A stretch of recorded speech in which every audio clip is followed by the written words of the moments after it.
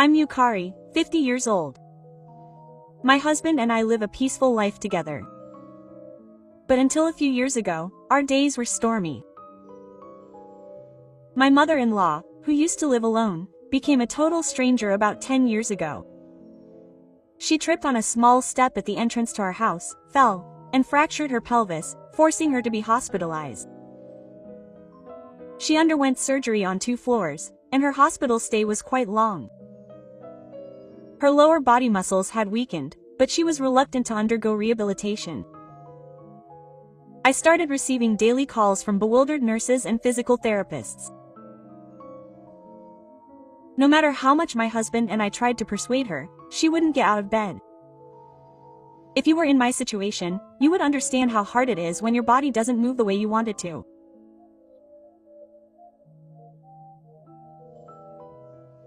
My mother-in-law was so pessimistic about her body not moving the way she wanted it to that she would often take it out on those around her, and it wasn't uncommon to hear her yelling from the hospital room. I knew it was no use saying anything, so I asked my husband to patiently persuade her, but my stubborn mother-in-law quickly gave up. If she didn't want to do it that much, then she shouldn't have done it. Both my mother-in-law and my husband are stubborn, so when things get like this, it's impossible to control them. Even though the doctor told me that if things continue like this, she'll almost be out of luck, my mother-in-law has completely given up and shows no sign of stopping. What's more, she's even said that she wants to be with us once she's out of luck. In fact, my mother-in-law is not related to my husband by blood. She was involved in a zip accident with my husband, and after his father died, she lived with my husband, who is Kiri's son. When he turned 5, her goal was his fortune. However, she didn't get along with him well, and it seems that she was also holding a grudge because the inheritance didn't go well. I married into such a family and we separated. Even though it was for care, I absolutely wanted to avoid living with such a neurotic and selfish mother-in-law. I patiently tried to persuade her to do rehabilitation, but the situation didn't change at all. However, when I made a final suggestion to enroll her in a university hospital with a rehabilitation ward, my mother-in-law finally started to cooperate. The university hospital is an hour-and-a-half drive from my house. I thought she would complain that her parents were unhappy if I told her that I couldn't visit her like I used to, but she surprisingly accepted it easily. However, the physical therapist told me that her muscles had deteriorated considerably while she was throwing a tantrum, and that I would have to be very persistent, and I secretly agreed. After 3 months in the hospital, she became a member of the team. Although she was able to leave the team, she had not recovered to the point where she could move her arms and legs as freely as before. Since she couldn't live alone, my husband and I talked about trying to get her to move into a nursing home, but my mother-in-law still insisted that she wanted to live with us. I absolutely didn't want her to go into a facility. Are you trying to abandon me? My mother-in-law contacted the relevant parties, saying that she was trying to get rid of me by putting me in a facility. As a result, we were completely treated like the bad guys. I feel sorry for my mother-in-law. After receiving repeated phone calls from Yaba-san telling my husband that he should take good care of her since he was the eldest son, my husband finally agreed to let my mother live with him. I thought to myself that this was a typical way for my mother-in-law to act, knowing my husband who was more concerned about public opinion than anything else. My husband did various things to quiet my mother-in-law, who would complain whenever she opened her mouth. He installed a ramp at the entrance and bought a high-quality nursing bed, and he was confident that she wouldn't say anything when she arrived, but then my mother-in-law said something outrageous. As my daughter-in-law, you have to take care of me. My mother-in-law told me that I had to take care of her completely. I have a job, and I'm in no position to provide full-time care. If I want my mother-in-law to live comfortably, I need a home helper. Besides, my husband's income alone won't be enough to support her. I can't quit my job to make ends meet. My husband told my mother-in-law everything, but she was still reluctant. I don't want to be someone else's care. What's wrong with telling my daughter-in-law to do her job? If she doesn't listen to his opinion, then she'll tell all the relatives that we're the ones who shouldn't be, and she'll even express her frustration. As soon as he heard the word relatives, my husband fell silent. So I ended up having to balance work, childcare, and nursing care. I quit the company I had worked for a long time to care for my mother-in-law. I started working part-time at a local family restaurant. As a result, my income dropped dramatically, but because I had less work, I spent much more time with my mother-in-law. Yes. Bring the food quickly so that it doesn't get delayed. When I'm home, my mother-in-law is incredibly noisy. If I'm even slightly late in preparing meals, she'll yell at me in a voice that echoes throughout the house. She also gives detailed instructions about meals. Tea has to be piping hot. I want to try Japanese food, cultured noodles, and other variations. Vegetable dishes must always be covered with a lid at every meal. Meat and fish must always be domestically produced. She has a normal appetite, just a leg disability, so it's really tough. Maybe because she has no other source of enjoyment, she doesn't compromise at all on food. If it's even slightly cold, she'll tell me to reheat it, and if she doesn't have the menu she wants, she'll tell me to make it again. Just preparing meals is hard enough, but taking care of her was no easy task. She said she couldn't even take a bath by herself, so I took all the responsibility. She didn't want me to take care of her toilet, so whenever she went to the bathroom, no matter how busy I was, she would call me and take me to the toilet. I had to air out the room several times a day and clean it every day. I had to change the sheets and pillowcases every day. She absolutely didn't want clothes or toiletries that had been hung to dry indoors, and she said she couldn't sleep unless the sheets had been exposed to sunlight.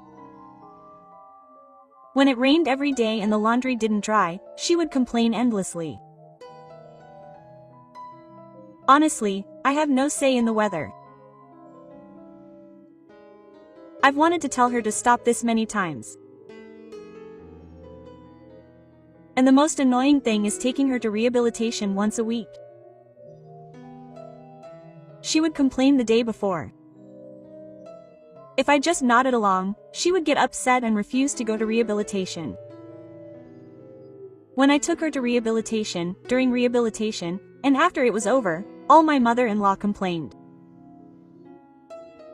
My mental state was on the verge of collapse after hearing all this. I was getting more and more cornered.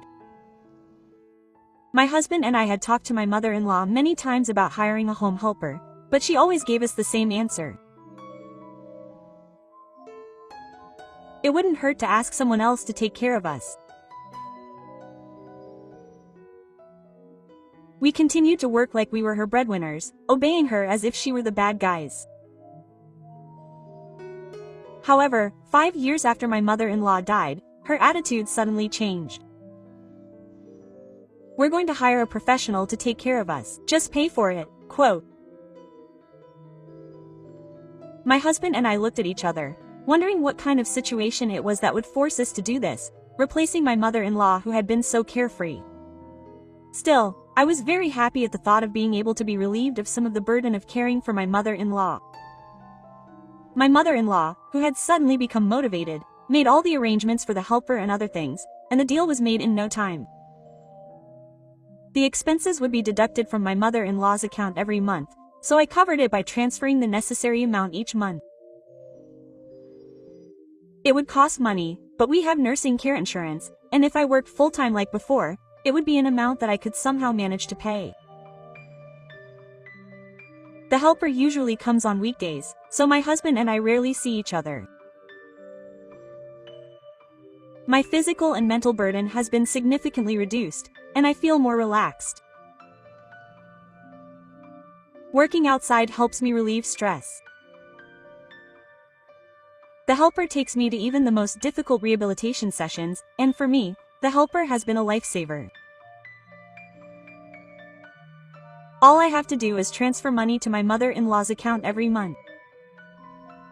But it's been 10 years since my mother-in-law stopped using the service. A question arose in my mind. I had hired the helper for several years, but I had never seen her even once. I didn't know which company she came from. Is the helper really getting any money? I had doubts. When I told my husband about it, he strongly agreed and nodded his head repeatedly. I transfer the expenses to my mother-in-law's account every month, but I haven't checked to see if the expenses have been withdrawn. My husband tried to check my mother-in-law's bank book, but she flatly refused, saying it was a private matter.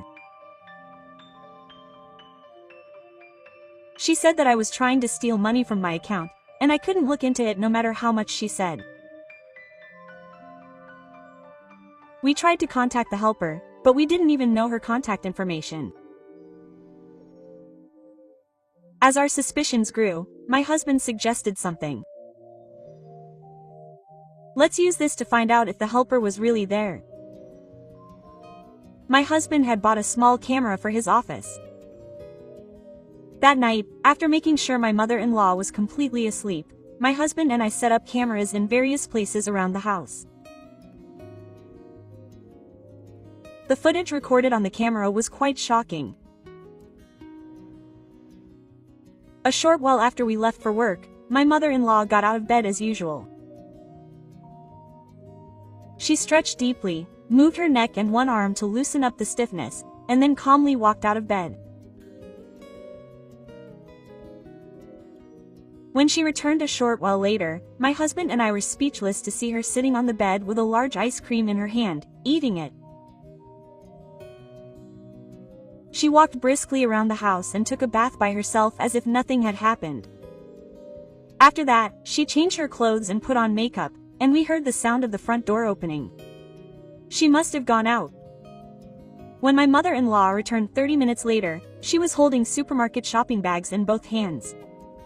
There were a lot of snacks inside.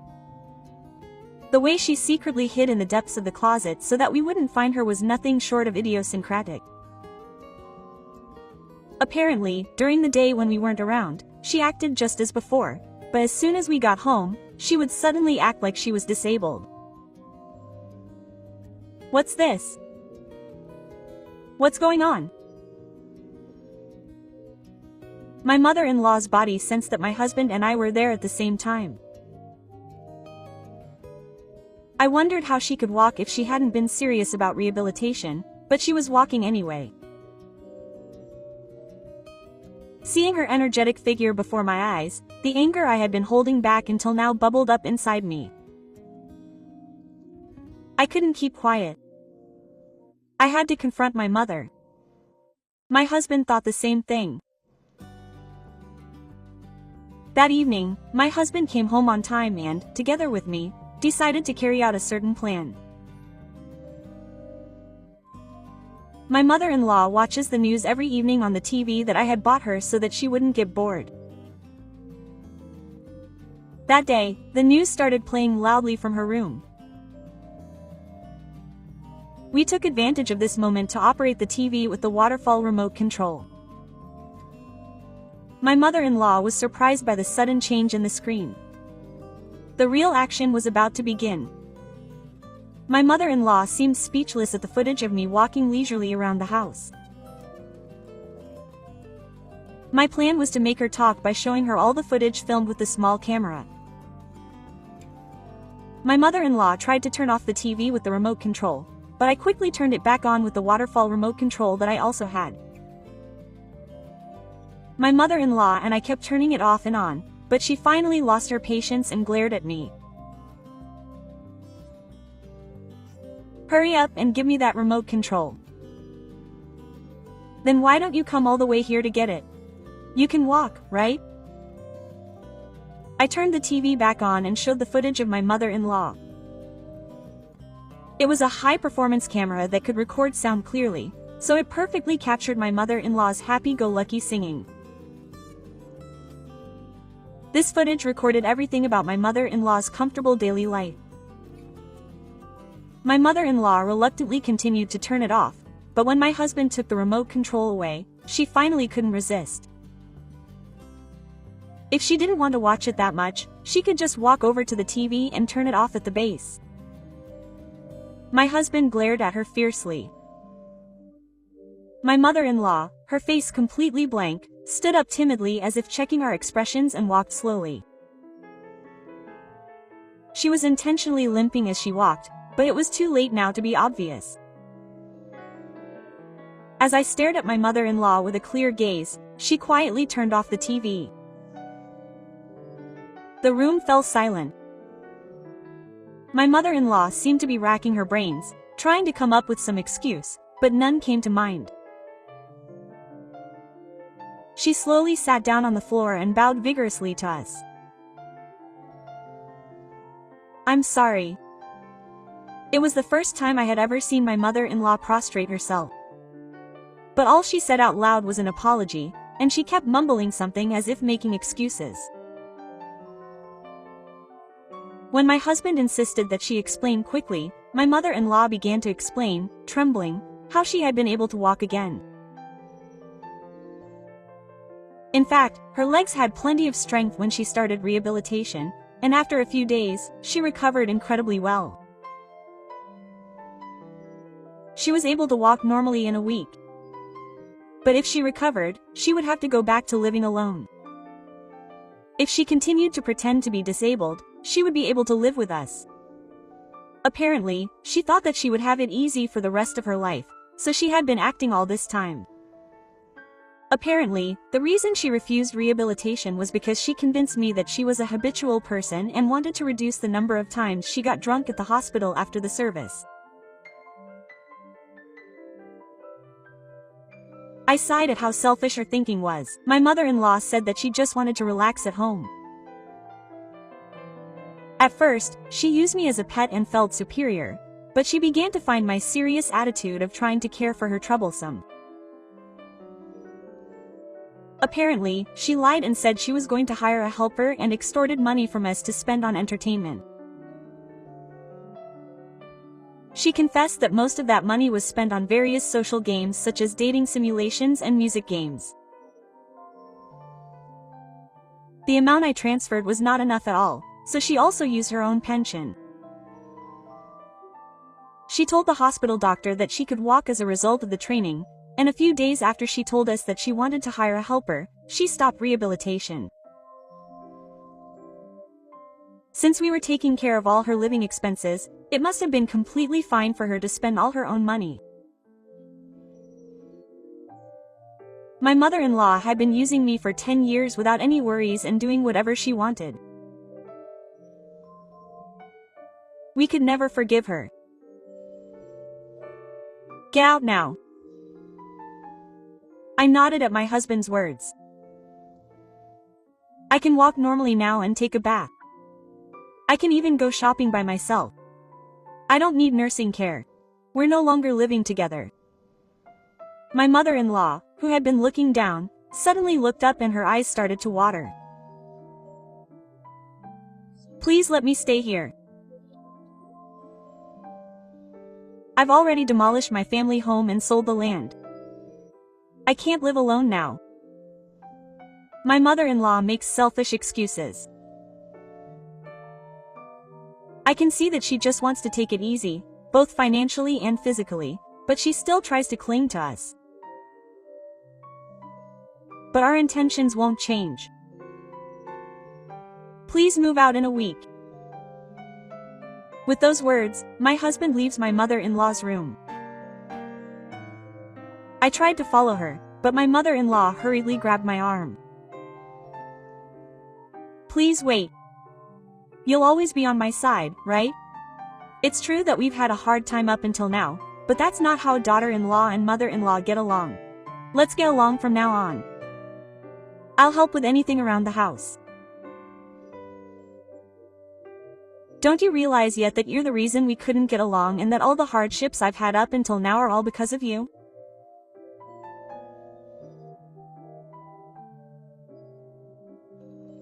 I push away the hand that's holding me and say quietly, Mom, I told you before, didn't I? I don't want to be someone else's business.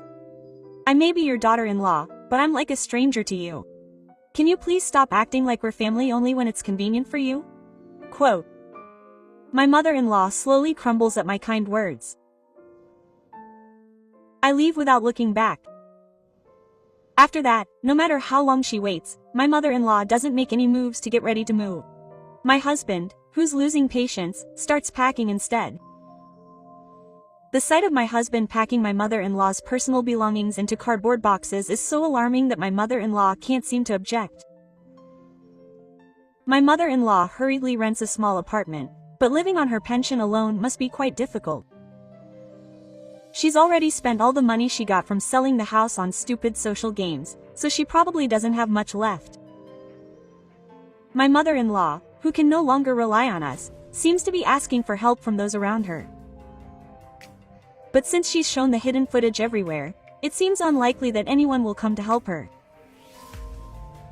Everyone was shocked by my mother-in-law who pretended to be physically disabled for 10 years. Apparently no one would respond to her when they tried to contact her. Her husband demanded that she pay him back the money he was supposed to pay for the 10 years of living expenses he had faked as wealthy, as well as the money he was supposed to pay for the helper.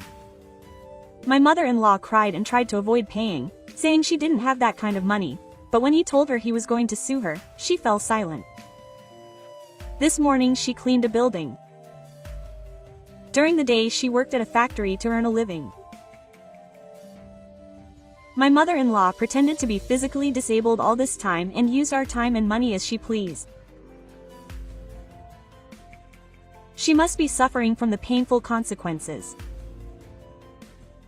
Poor Ma-Ro, who tried to take it easy by deceiving her son-in-law and his wife when she was 5 years old, just to get 2. We were able to regain a peaceful daily life for the first time in 10 years. Even if my mother-in-law really needs care in the future, we won't be able to help her. Well, I think she'll be healthy and live a long life for a long time to come, given her height.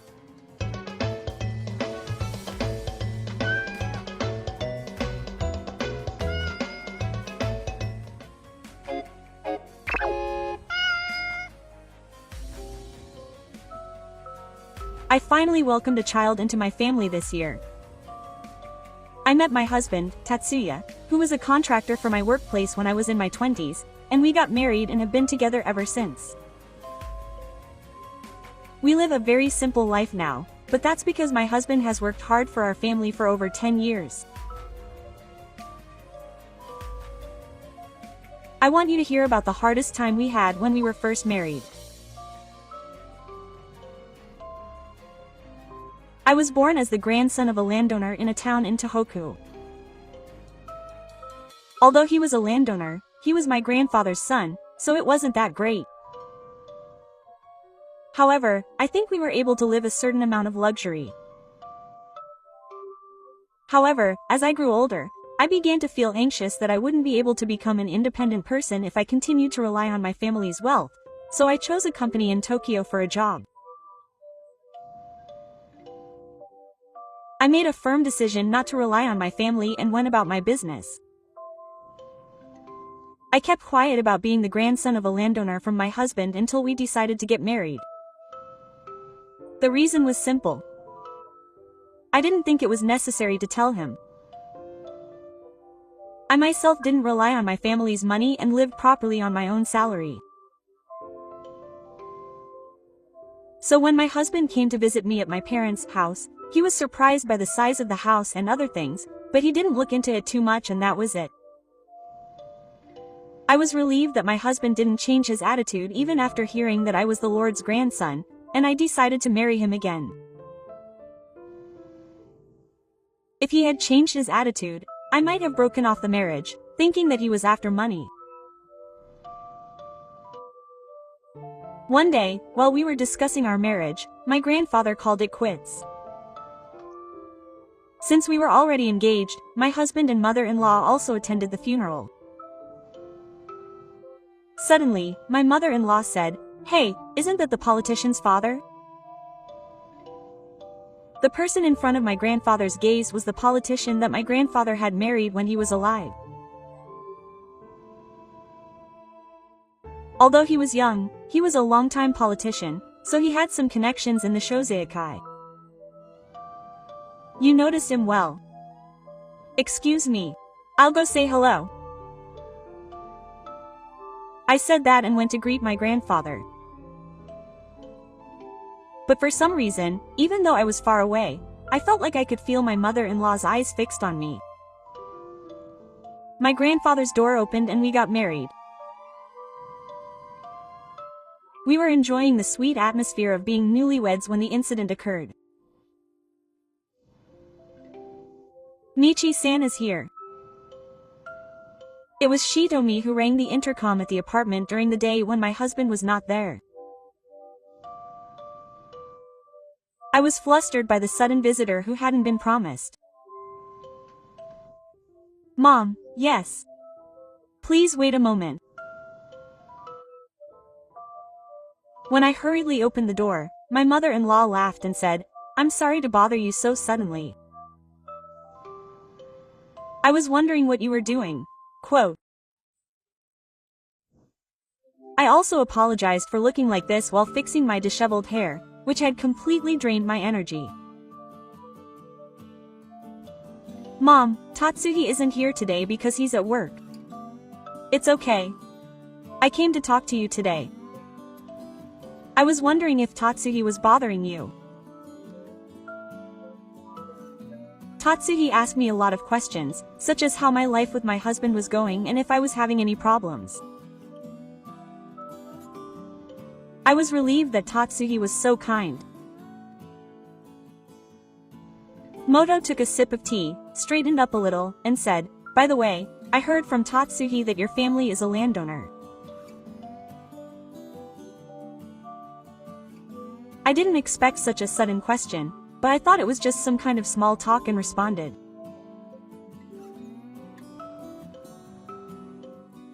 "Oh, no, my grandfather only owned a small amount of land, it's nothing special."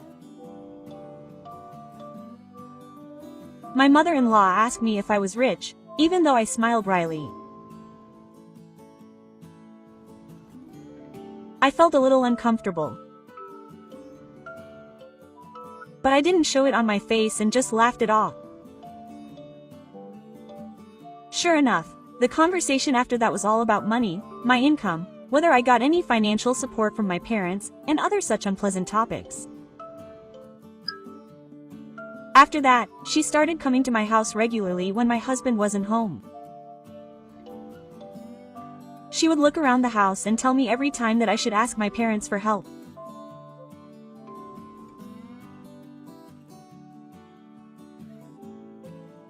Whenever my room wasn't clean enough or after looking in the fridge, she would tell me that I should hire a maid or ask for money for food.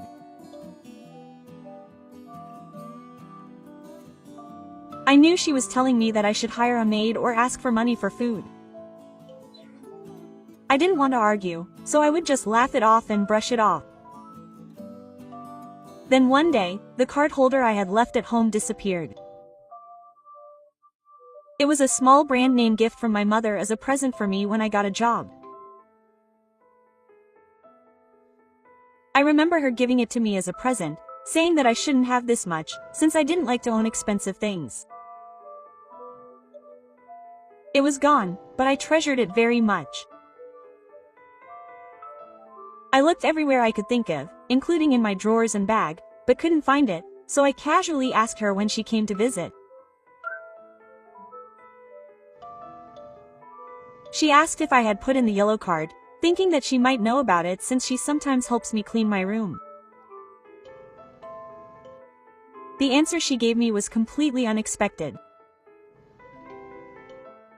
"Oh, I took it because it was nice.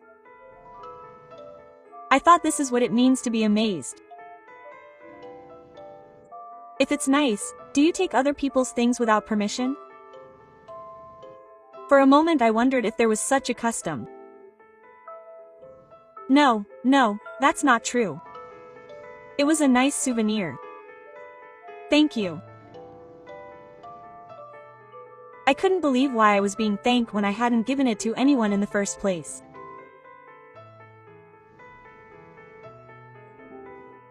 That was something my mother gave me, so I couldn't give it to her.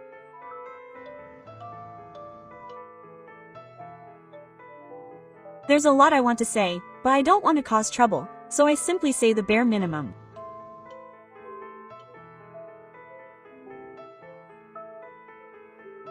I desperately calm my tantrums and force myself to be considerate, thinking that it's a shame. Oh, really? I liked it, so that's a shame.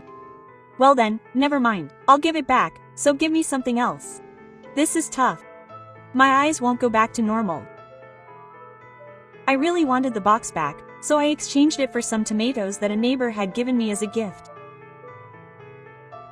Shithome was unhappy when I got the tomatoes, but when I explained the value of tomatoes, saying that they were popular in yuki cultivation and not available in regular stores, he seemed to understand.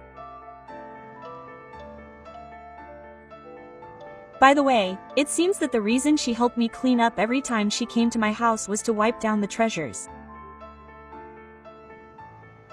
Before I knew it, she knew almost everything I had in my house, and I was horrified. I thought it was strange that she was like that, but I decided to keep the matter to myself, hoping that it would end there. That's why I didn't tell my husband either. But not long after that first glance, my mother-in-law came over.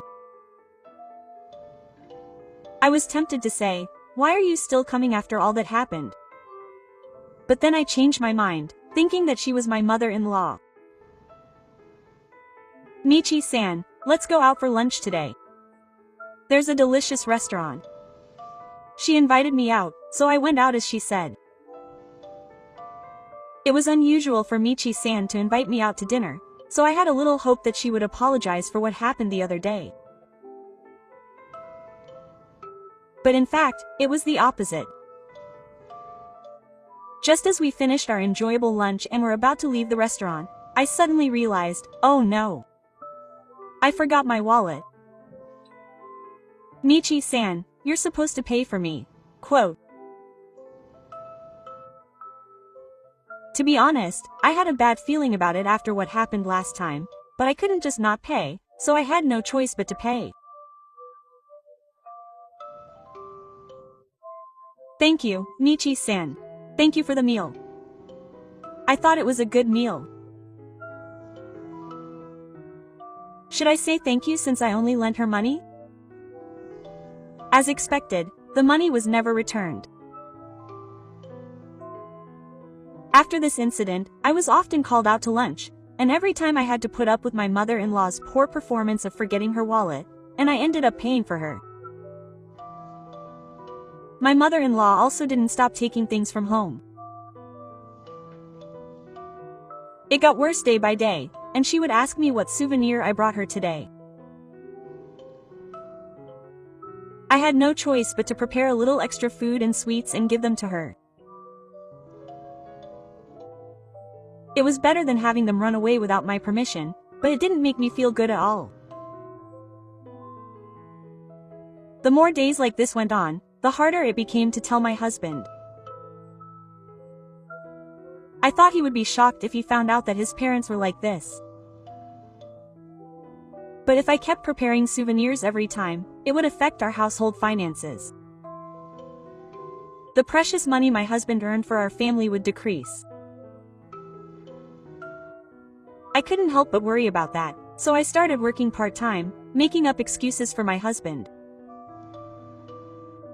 But that's how it turned out. By working part-time, the amount of time I spent with my mother-in-law also decreased dramatically. Maybe I should have done this from the beginning. I felt relieved because I only saw my mother-in-law during the Obin and New Year's restrictions. However, when I went to visit my parents' house for the first time in a while during Oban, my bad habit relapsed. Whenever my husband was away, she would say things like, "How's your family doing lately?" Or, "That watch is nice." It's true that I had started working part-time, so I had a little more money to spare, but the watch wasn't a particularly brand name. Naturally, I would just answer that my relationship with my parents was the same as before. There was one reason why she kept asking me this. I knew from my long relationship with my mother-in-law that she wanted to know if I could get her anything.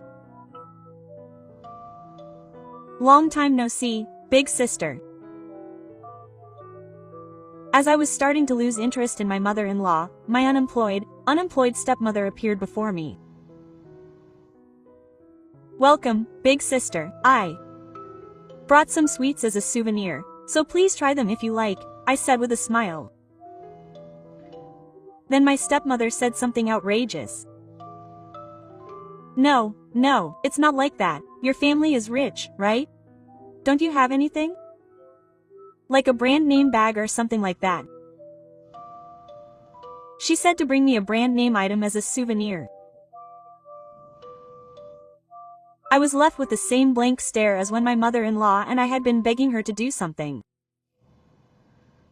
I replied casually, "I'm sorry, I'm not being considerate." I had a lot to say, but I didn't want to cause any trouble over the 2-night rule. That's true. Next time, be sure to read it out loud and have it ready. Yoshima said something as if she was right, and then she laughed and went back to her main point. I was angry at Yoshima's unreasonable and arrogant behavior, even though she was only 3 years older than me, but I endured it because I was her own family. However, perhaps because I hadn't brought any souvenirs, my patience was in vain and my mother-in-law became more aggressive. I realized this when I was helping my mother-in-law with the housework. She complained to me about my washing dishes, saying, "You're not washing them properly. You're using too much water." My mother-in-law also complained that I was using too much water. I was surprised by her nitpicking, which I didn't understand. Her washing method was normal, and she did it the same way at the restaurant where I worked part-time. In fact, I thought she was more polite than me. Well, Mi-san comes from a rich family, so she doesn't do any housework, my mother-in-law laughs. I'm the one washing the piles of dirty dishes when we arrived, so who are you to say I don't do housework? A feeling of discontent wells up in my throat, but I hold it in. Well, what's already been done can't be helped. Just pay for the detergent and water bill later. With that, my mother-in-law left all the housework to me and went to watch TV. My mother-in-law is being very virtuous and asks me for pocket money. I have no right to give pocket money to a grown-up who's only 3 years older than me. I tried to laugh it off and let it go, but she was just too persistent. Even when I was taking a bath, she would suddenly open the bathroom door and say, "Your pocket money is waiting for you." Even though we're both women, I couldn't stand it. I was getting tired, so I argued that I couldn't do that. Unlike Shito, she was younger, so my patience was weakened. "Huh? What are you saying?" "I'll tell Mom." I spat out my words and reported them to my mother-in-law. Normally, if I reported something like this, my parents would scold me or be shocked. But that's not the case for a woman in this house. "That's terrible, Michi-san. I was told that Mari isn't cute and that she wasn't there." Of course she wasn't cute, but I knew that these two would blame me until I gave them money. I could go home tomorrow. Thinking that, I ended up giving Yoshimi my allowance. And at the end of the year, it was decided that I would be asked to give it to my parents again. At that time, I thought that since I had told my husband about my marriage, I wouldn't say anything anymore. I heard that my mother-in-law and I would be having a bank wedding next year, so I bought a Venetian glass that costs about 30,000 yen each as a souvenir. Not a couple's glass, but a couple's glass. There were various things with Shidome, but I think I was able to choose it with feeling. I also prepared a bag from a popular Italian brand, although it's not a famous brand, for Yoshimi. I felt a little regretful that I had to respond to her request, but I didn't mind it too much because I had enjoyed my first trip with my husband in a long time. In fact, while we were traveling, I told my husband everything about my mother-in-law, and in-laws.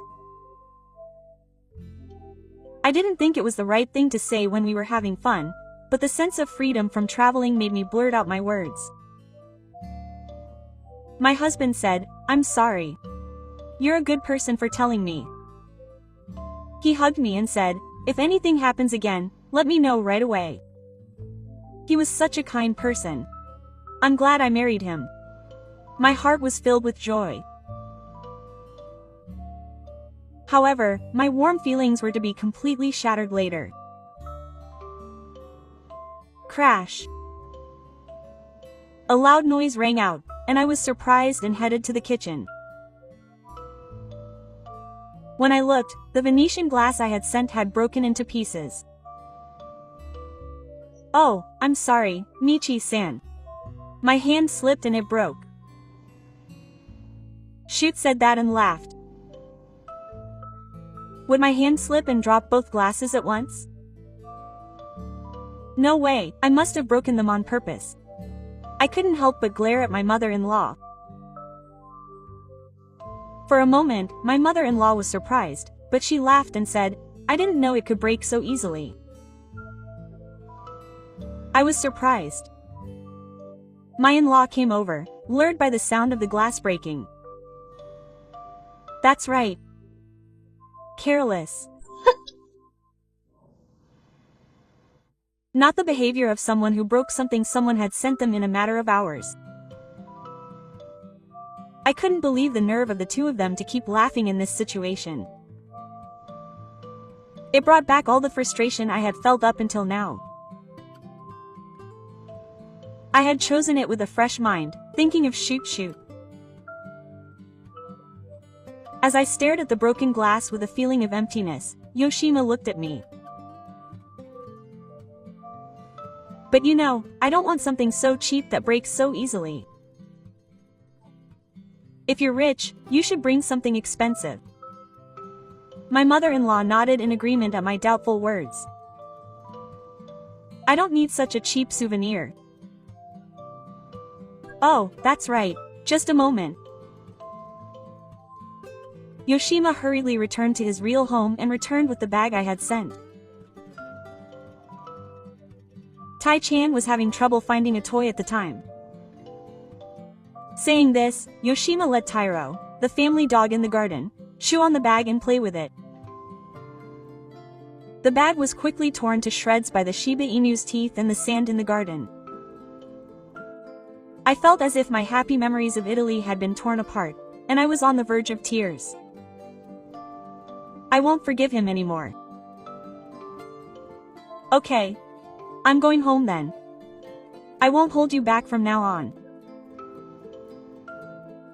When I said that, Yoshimi replied, He still had a smile on his face, so he probably didn't understand. It can't be helped. Let me make it easier to understand now. Did you hear that? I called out to the cell phone I was holding. Yes, I heard you clearly. I'm heading over there now. Hearing my husband's voice, I hung up the video call. In fact, my husband had intentionally left me out. I had been chatting with my husband online to report the situation in order to get evidence that I was being treated badly, when I heard a noise and decided to continue the video call at my husband's instruction. I felt like crying, but I was able to keep from crying because I had a strong ally. My husband rushed over right away and asked my mother-in-law and Yoshima what was going on. My mother-in-law replied, "The glass that Michi-san gave me accidentally broke." Yoshima said that it was okay for him to do it on his own, but my husband wouldn't forgive such a lie. "Don't be ridiculous. I saw everything. What are you doing to me?" At that moment, my husband's words, to me, stuck in my mind. It was as if something was being done to me too. "After all, you don't give me much money. Michi-san is the daughter-in-law, so it's fine. This is also my duty." I was shocked by my mother-in-law's words. Could it be that my husband was also being swindled for money? Mothers have always been strange people. Don't ask children for money. My suspicions turned into certainty with my husband's words. It turns out that my husband had been swindling money for quite some time. Apparently, he had paid off all the debts he had incurred before we got married. The swindles continued after we got married, but they were just not that serious. I was really surprised because I hadn't been told about it at all, but maybe I didn't think it was necessary to tell them, just like I hadn't told them that I was the granddaughter of a landowner. They probably thought it was a problem that only affected them in their own household. They probably never imagined that they would go after their daughter-in-law.